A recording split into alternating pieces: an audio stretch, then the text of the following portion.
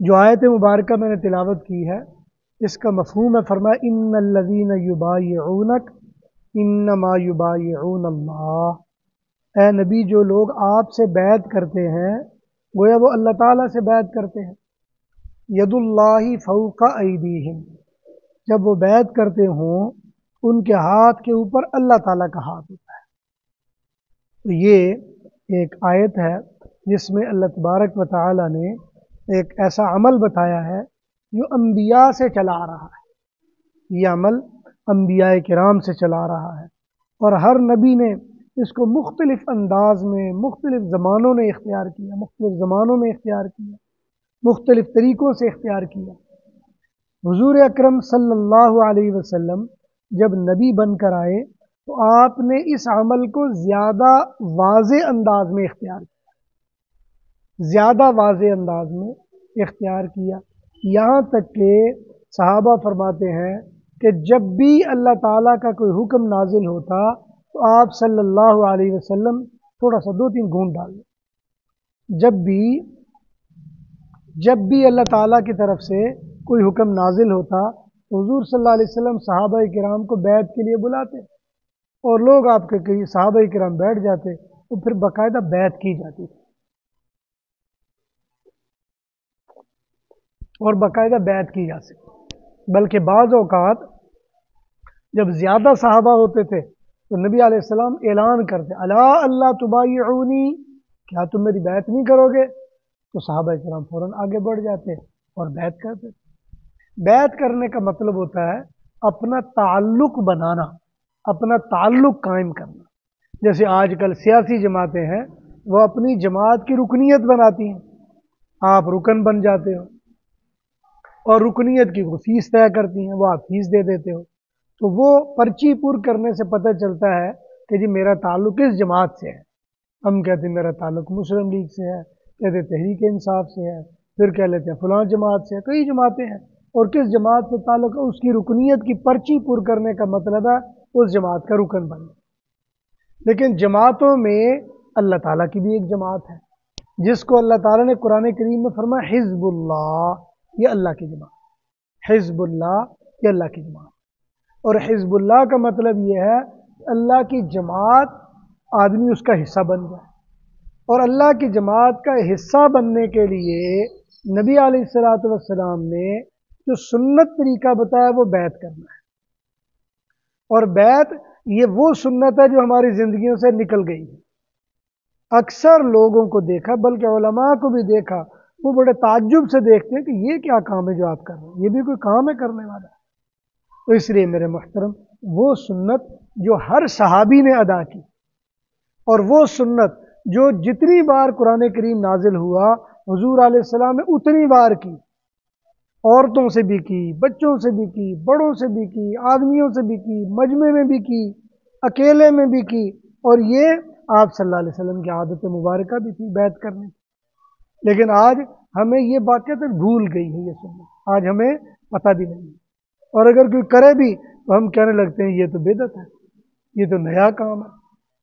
ابھی میں سفر میں تھا تو ایک جگہ گیا ایران میں، تو مجھے انہوں نے بتایا کہ جی یہاں کچھ علماء نے جمع ہو کے یہ طے کیا ہے کہ جناب یہ جو نئی نئی بیعت کرتے ہیں، یہ کرتے ہیں، یہ تو بدعت ہے، اور مولوی صاحب کو پوچھیں گے ہم ان سے کہ بھئی یہ کیسے آپ ثابت کرتے ہیں اور کیسے کام کرتے ہیں، یہ کیسے آپ نے یہ طریقہ بنا لیا ہے؟ تو میں نے کہا چلو وہ تو بعد میں پوچھیں گے۔ ادھر میں نے پھر فارسی میں تقریباً 1 گھنٹہ تقریر کی، اور ان کو میں نے سمجھایا، بتایا قرآن کریم کی آیات سے، احادیث سے، تاریخ سے، اپنے بزرگوں کے عمل سے کہ بابا یہ سنت عمل ہے۔ اگر سنت عمل آپ نے اختیار کرنا چھوڑ دیا ہے تو سنت عمل ختم تو نہیں ہو جائے گا۔ جیسے مثال کے طور پر آپ کبھی سوچ سکتے ہیں کہ حضور کے زمانے میں کوئی بندہ ننگے سر ہو؟ آپ سوچ سکتے ہیں؟ حضور کے زمانے میں ننگے سر کا تصور ہی نہیں تھا، اور بلکہ ایک زمانے تک، ابھی مغلوں کے زمانوں تک ہماری فقہ کی کتابوں میں لکھا ہے کہ جو بندہ ننگے سر پھرے اس کی گواہی قابل قبول نہیں۔ یہاں تک لکھا فقہ کی کتابوں میں جو ننگے سر پھرے اس کی گواہی قابل قبول نہیں۔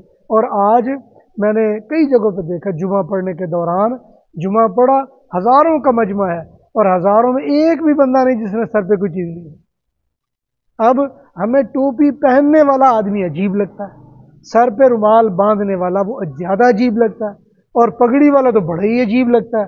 कहते ये क्या काम इसने किया हुआ नए से नया।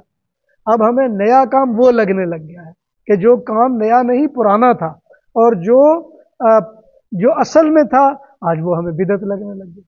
तो इसलिए दीन में जब कोई चीज़ छोड़ दी जाती है तो उसको जिंदा करना, उसको इख्तियार करना, उसको अपनाना, इसमें ज़्यादा अजर और सवाब दिया गया है।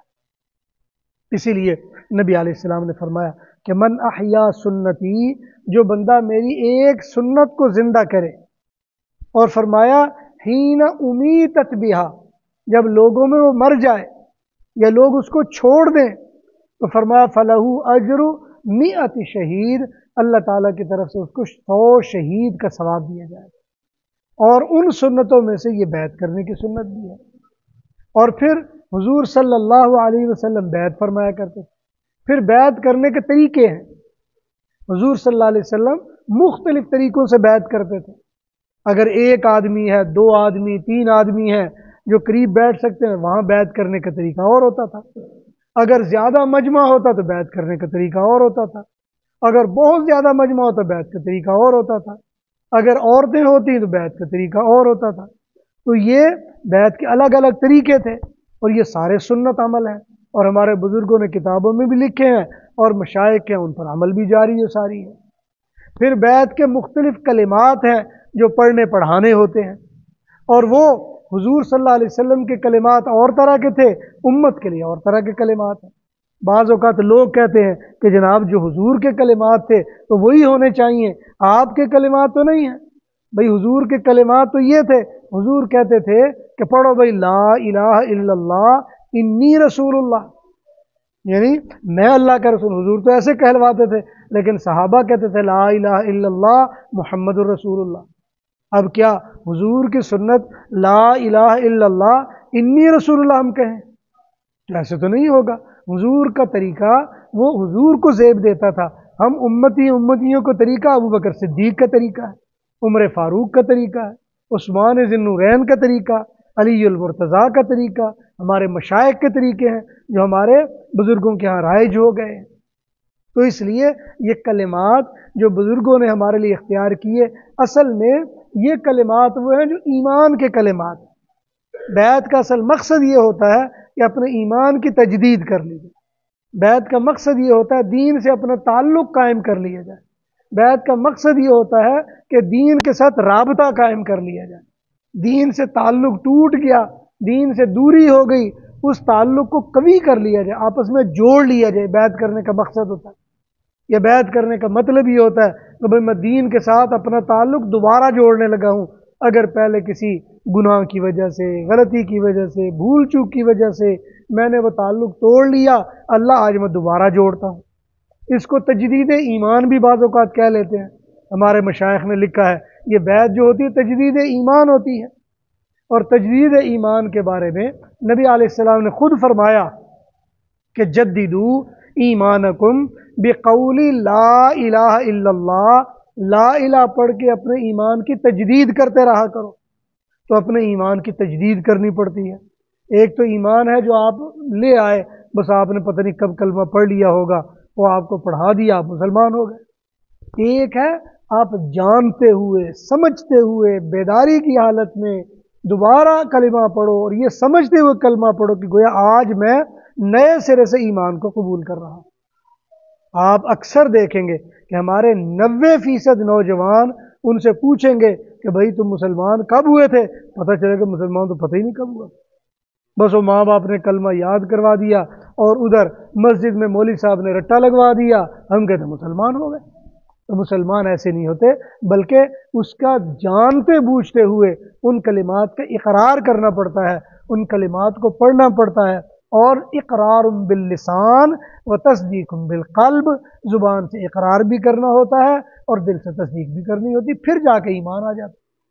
हकीकत बात यह है कि अगर ईमान के बारे में यहाँ बात की जाए तो हम में बैठे हुए 5 वक्त के कई नमाजी ऐसे होंगे जो कहेंगे हमें तो पता ही नहीं हमारा ईमान है भी कि नहीं। तो ईमान का एतबार ही नहीं रह जाता। تو اس لیے نبی علیہ السلام نے فرمایا کہ جددو ایمانکم، ایمان کی تجدید کرتے رہا کرو۔